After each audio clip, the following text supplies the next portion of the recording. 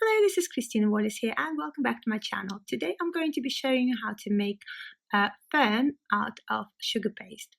Now fern is one of my favorite pieces of foliage to complement the sugar flower arrangement. However, it's quite tricky to put it together and keep it nice and delicate and natural looking because of the flower tape.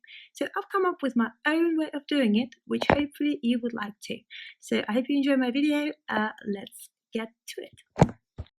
So here's me doing this voiceover. I'm realizing that my voice got really husky for some reason. I think I might be coming down with some kind of a bug or something. So I'm really sorry. And I hope you could still understand what I'm trying to tell you. And what it is that I have fallen in love with fern, even though it's the first time I've made it. I think it's beautiful. It could be tied around the shape of your add to your flower arrangement really nicely, kind of to the continuity of it and finish off the shape. It's very elegant and also it's got that very modern, very unusual shape to it. Here I'm using gauge 33 wire, basically use the thinnest wire you could find, and that's where my wire ends. And the wiring itself, it's not so bad. It's just the cutter here, it needs to be really quite attached to stay in place without fiddling, by the way, on my vena, which the grooves of this vena are okay, they're not bad. It's just the size of it, it could be a little bit bigger. And the reason why the size could be a problem is the thickness of the gum paste when I roll it out to cut out individual leaves.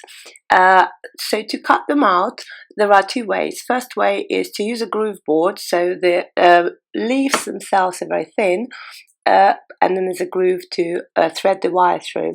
However, with this cutter, on some of them, on all of them, it's really quite tricky to guess where the groove would be.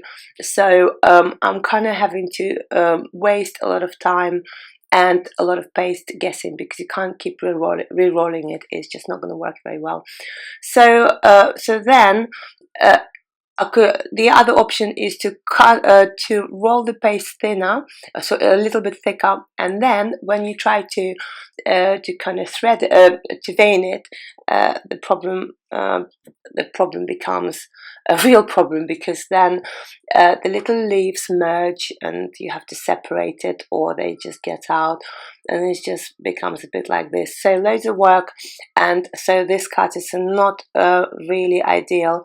There are sugar art studio cutters which are also nice, but A, they're very expensive, especially if you're a foreigner, and B, you know, they just different shape. I quite like this particular shape, so it's just the cutters that are not ideal.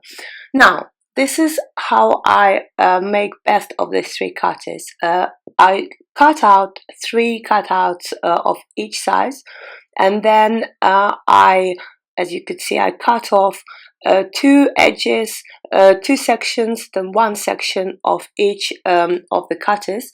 So each cutout, each of the 3 becomes different size, and they gradually increase in size, and this is what you end up with. I hope I made it a little bit clearer. If not, ask questions and I'm going to write it up.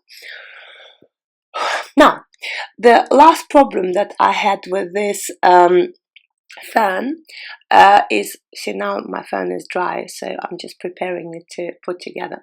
Now when I tried to put together, initially I tried with a flower shape, with a flower tape, and that's all well and good with larger flowers. However, with something as delicate as this, especially if you have big fingers as I do, it's quite hard to tie it around.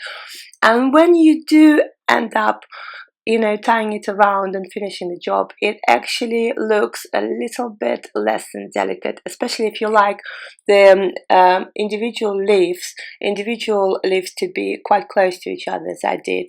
So it becomes a bit of a mess. So I've started to try and use glue, as you could see, just a tacky glue, PVA, whichever, just a craft glue, and it actually brought much nicer results. As you can see, I use a little tool with my fingers and a bit of corn flour or whatever for it not to stick, and obviously dry it in stages so they don't just fall apart. But once you got hang of it, it's actually quite easy. As to this glue not being edible, actually by the logic of flour tape not being edible, it seems absolutely fine to me. I've actually rang someone who deals with cake international judging and submission criteria, yeah, I've asked them what would happen if I submitted Fern put together as this, and they told me exactly the same thing. Very nicely, they followed my logic, saying, well, if this is inedible, it's only as inedible as the flour tape. So there, even for competition, you would be safe. So what else could you ask? Right, now we got to dusting, and here it's just a bit of vodka and a bit of dust. You could use water on this because obviously you are painting wire here and not fondant, so it's absolutely fine. As it goes, I think I've made this center a little bit too dark for my liking and what I'm trying to do with it anyway. If you look at my Instagram or Facebook, you see another pieces of fern I made with white center, for example, and that seemed to look a lot better. As to nature, you see them in different colors, and while I'm at it, my 2 cents on botanically correct pieces. I love botanical precision and I love botanical richness and beauty. As to botanically correct pieces, I actually think sometimes it does no harm to take a bit of artistic license and make them your own. So here I've used luster dust, and I think it works really, really well with the texture of this flower, and also it gives it that cold tint which I was really hoping to achieve. I don't know how botanically correct it looks then again, but hey, I do really, really, really like the way it came out. And so here we go, another piece done, and I think it's time to wrap it up, this video. I can't believe I've actually spoken throughout the whole video. I wasn't going to do that, but here you go. If you enjoyed this video, I hope you have a go and make your own fern. Drop me a line, I can stick it on my Instagram and we can all have a look, and I'm sure it'll come out beautiful. I hope I inspired you to make some sugar craft pieces anyway. Other than that, I am going to be back next Thursday. I'm here almost every Thursday with a new video, except for occasional Thursdays when I can't make it. So, so do subscribe if you like whatever it is I do.